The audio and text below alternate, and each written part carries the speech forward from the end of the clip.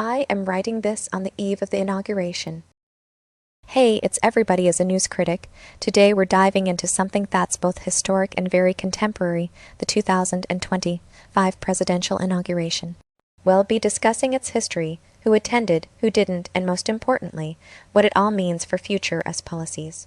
Let's get started. History of the US presidential inauguration. Let's start with some basics. The inauguration is a massive deal because it marks the peaceful transfer of power in our beloved United States.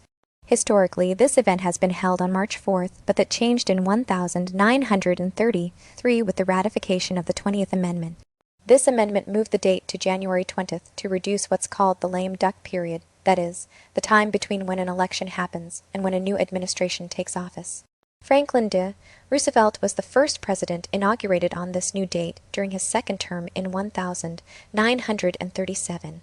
This change was made to help make sure our government stays agile and responsive, because who wants a lame duck, right? Who attended the inauguration? Now on to the juicy stuff. Who attended this historic event in 2025? Well, folks, it was quite the gathering. We had some serious bigwigs from both home and abroad. From national figures such as tech titans Elon Musk, Jeff Bezos, and Mark Zuckerberg to every living former president, the guest list read like a who's who of American leadership. But it wasn't just Americans who turned up. We also had international heavyweights gracing our shores. Giorgia Meloni from Italy, Javier Milei from Argentina. These leaders represent an emerging trend in global politics, and their attendance underscored the growing ties between Trump's administration and similar governments worldwide.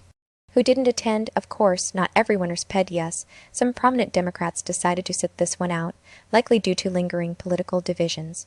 And while we may have seen a sea of familiar faces at the event, certain traditional Western European allies were absent as well. This might signal strained relations that could affect international collaborations and agreements in the future.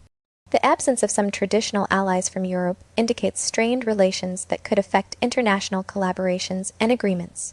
The lack of attendance from more centrist or left-leaning European leaders highlights political divides that may influence future international relations and policy directions. That's it for today's deep dive into the 2025 presidential inauguration.